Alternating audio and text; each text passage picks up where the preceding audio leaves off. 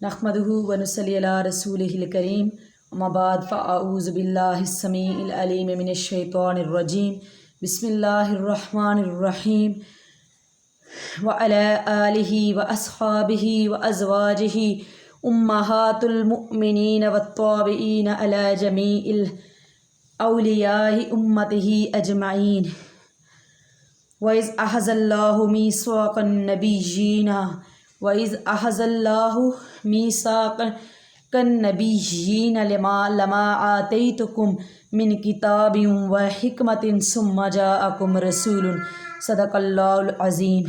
قال اللہ تبارک وتعالی فی القرآن المجید والفرقان الحمید ان اللہ وملائکتہ یصلون علی النبی یا ایہا الذین آمنوا صلوا علیہ وسلموا تسلیما۔ الصلاۃ والسلام علیک یا رسول اللہ، الصلاۃ والسلام علیک یا حبیب اللہ۔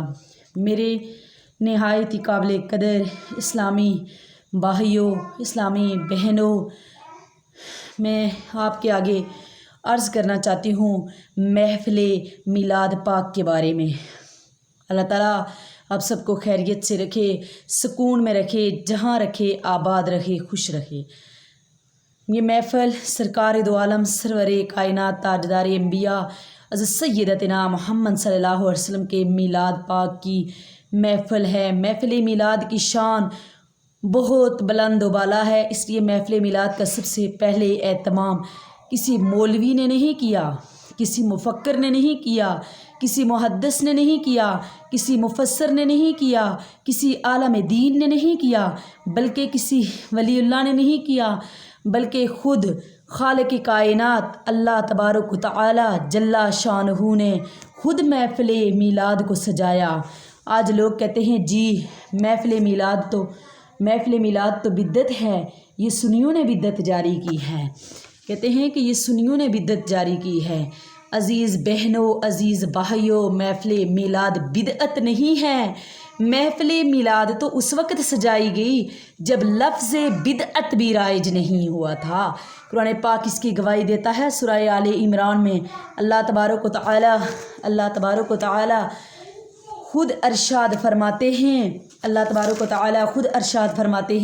وَإِذْ أَخَذَ اللَّهُ مِيثَاقَ النَّبِيِّينَ، جب اللہ نے تمام انبیاء کی روح سے وعدہ لیا تھا، جب میرا رسول تمہاری تصدیق کرتا ہوا تمہارے پاس آئے گا، ثم جاءکم رسول، پھر فرمایا اسلامی بہنوں، اسلامی بھائیوں کہ میلاد میں ثم جاءکم رسول ہی میلاد ہے۔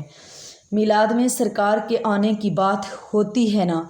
اللہ تعالیٰ قرآن پاک میں میلاد بیان فرما رہا ہے، ثم جاءکم رسول، ایک جگہ ارشاد فرمایا قد جاءکم برہان من ربکم، سورۃ النساء کی میں یہ ارشاد فرمایا، تحقیق اللہ تعالیٰ فرما رہے ہیں کہ تحقیق تمہارے پاس اللہ کی دلیل حضرت محمد مصطفیٰ صلی اللہ علیہ وآلہ وسلم آگے ہیں۔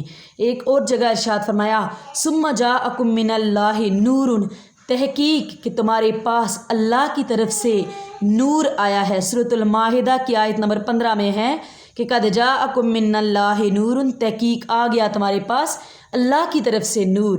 حضور کی آمد کا چرچا ہوا۔ پیاری بہنوں، پیارے بھائیوں، اللہ تعالیٰ حضور علیہ السلام کی آمد کے چرچے کر رہا ہے، اور ملا صاحب فتویٰ لگا رہے ہیں کہ آمد رسول منانا جائز ہے، اب اللہ کی بات ماننی ہے یا کسی اور کی بات ماننی ہے۔ پیاری بہنوں، حضور علیہ السلام کے میلاد کا چرچا کبھی ختم نہیں ہو سکتا۔ شیطان پورا زہر لگائی لیکن آقا کملی صلی اللہ علیہ وآلہ وسلم کے نام کو نعوذ باللہ نہیں مٹا سکتا۔ جس نام کو اللہ تعالیٰ نے بلندیاں عطا فرمائیں، اس نام کو گھٹانے کے لیے کسی کا کوئی عمل کامیاب نہیں ہو سکتا۔ عزیز محترم اسلامی بھائیوں، اسلامی بہنوں، حضور کی آمد کے چرچے ہوتے رہیں گے۔ اللہ تعالیٰ اپنے محبوب کی آمد کی خوشی میں سب سے پہلے میلاد کی محفل سجائے ہوئے ہیں۔ روح انبیاء جمع ہیں، ارواح سے مخاطب ہو کر اللہ تعالیٰ فرماتا ہے ارواح میں نے تمہیں جمع فرمایا، میری بات دھیان سے سنو، ہے میری نبیوں، ہے میرے مقربین، ہے میرے مرسلین۔ اللہ تعالیٰ تمام کے تمام انبیاء کی ارواح کو جمع کر کے ارشاد فرما رہا ہے کہ اللہ تعالیٰ فرما رہے ہیں کہ تم لوگ مجھے بتاؤ کہ قد جاءکم رسول، کہ ایک رسول سرکار کی آمد ہے۔ بہنوں، نبی پاک صلی اللہ علیہ وسلم کی محبت ہی ہمارا ایمان ہے، حضور کی محبت ہمارا دین ہے۔ اگر ہم حضور صلی اللہ علیہ وسلم سے، اگر ہمیں حضور علیہ الصلاۃ والسلام سے محبت نہیں ہے تو نہ ہی ایمان ہے نہ ہی اسلام ہے۔ باقی رہا فرض، تو فرض ایمان کے بعد آتے ہیں۔ مثال کے طور پر اگر کوئی کافر نماز پڑھے، روزہ رکھے، حج بھی کرے، زکوٰۃ بھی دے، مسلمانوں کے حساب کے مطابق یہ 1 سال کم از کم 2.5% یا اس سے زیادہ، تو اس کافر کی بھی کوئی بھی عبادت قابل قبول ہوگی یا نہیں ہوگی۔ کیوں کہ اس کی نماز بھی اچھا ہے، اس کا روزہ رکھنا بھی اچھا ہے، لیکن کیا ہے کہ وہ آقا علیہ الصلاۃ والسلام سے اس کی محبت نہیں ہے۔ تو میری بہنوں، اللہ تعالیٰ نے فرمایا کہ قل اطیعوا اللہ و اطیعوا الرسول، کہ حضور اللہ تعالیٰ کی اطاعت کرنا ہی حضرت محمد صلی اللہ علیہ وسلم کی اطاعت ہے۔ لیکن پھر یہ بھی فرمایا کہ جو نبی پاک صلی اللہ علیہ وسلم سے محبت نہیں کرتا اس کی عبادت نہیں۔ اللہ تعالیٰ فرما رہے ہیں کہ ہم سوال کرتے ہیں کہ نبی کریم کو نہیں مانتا، پھر کیا ہوا، اللہ کو تو مانتا ہے۔ تو اللہ تعالیٰ تو قرآن جواب دیتا ہے کہ صرف اللہ کو مان لینا ہی ایمان نہیں ہے۔ قرآن جواب دیتا ہے کہ صرف اللہ کو ہی مان لینا ایمان نہیں ہے، اللہ کو ماننا، اس کے پیاروں کو نہ ماننے والے نہیں ایمان نہیں ہے۔ اللہ تعالیٰ کو بھی مانیں، آقا علیہ الصلاۃ والسلام پر ایمان لائیں، ان کے احکامات پر عمل کریں، ان کی سنتوں پر عمل کریں، تو پھر جا کے آپ کا ایمان یعنی کیا ہے، قابل قبول ہے، کہ نمازیں قابل قبول ہیں۔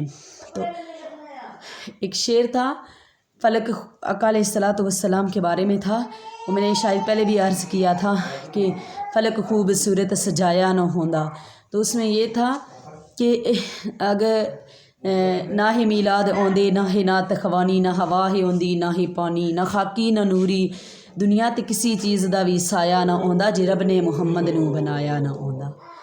پھر وہ کہتا ہے کہ لا الہ الا اللہ بے نقطہ ہے، آدم صفی اللہ میں نقطہ ہے، نوح نجی اللہ میں نقطہ ہے، ابراہیم خلیل اللہ میں نقطہ ہے، عیسیٰ روح اللہ میں نقطہ ہے، نوح ابن اللہ میں نقطہ ہے، لیکن لا الہ الا اللہ بے نقطہ ہے۔ کیوں کہ محمد جس طرح لا الہ الا اللہ بے نقطہ ہے، اسی طرح محمد رسول اللہ بھی بے نقطہ ہے۔ اللہ تعالیٰ ہم سب کو عمل کی توفیق نصیب فرمائے۔ کل میں نہیں کوئی بنا سکی تھی، ویڈیو اپلوڈ نہیں کر سکی تھی کیونکہ ایک میلاد تھا، آج بھی ایک میلاد میں حاضر ہونا ہے، تو اللہ تعالیٰ آپ سب کو بھی میلاد میں بیٹھنے کی توفیق سے نوازے، اور خصوصی طور پر اللہ تعالیٰ ہمیں صحیح معنوں میں میلاد میں اچھی نیت کے ساتھ بیٹھنے کی توفیق نصیب فرمائے۔ اور ویڈیو میری کچھ لوگ کومنٹس کرتے ہیں میری ویڈیو بنانے کا مقصد صرف پیسہ نہیں ہے۔ آقا علیہ الصلاۃ والسلام کا ارشاد مبارک ہے کہ وَلَوْ بَلِّغُوا أَنِّي آیا، کہ میری طرف سے تم لوگ پہنچاؤ اگرچہ وہ ایک آیت ہی کیوں نہ ہو۔ پھر آپ نے کہا کہ تم بہترین امت ہو، لوگوں کی طرف نکالی گئی ہو، لوگوں کو نیکی کا حکم ادا کرتے رہو اور برائی سے روکتے رہو۔ تو یہ مقصد نہیں ہوتا، تو ٹھیک ہے، اگر کوئی سنے گا تو اس کا اپنا ثواب ہے، اگر کوئی نہیں سنے گا تو اس کی اپنی من مرضی ہے، اس میں ہمارا کچھ نہیں ہے۔ ہم دعا کرتے ہیں کہ اللہ تعالیٰ سب کو ہدایت کے راستے پر، اسلام کے راستے پر چلائے، ہمارے اسلامی بھائیوں کو، اسلامی بہنوں کو، جو ہمارے بھائی خصوصی طور پر نشے میں مبتلا ہیں، اللہ تعالیٰ ان کو ہدایت کے راستے پر چلائے، انہیں جو جتنے بھی برائی کے کاموں پر آمادہ ہیں اللہ تعالیٰ ان کو نیک راستے پر چلنے کی توفیق سے نوازے۔ آمین ثم آمین، وآخر دعوانا والحمد للہ رب العالمین۔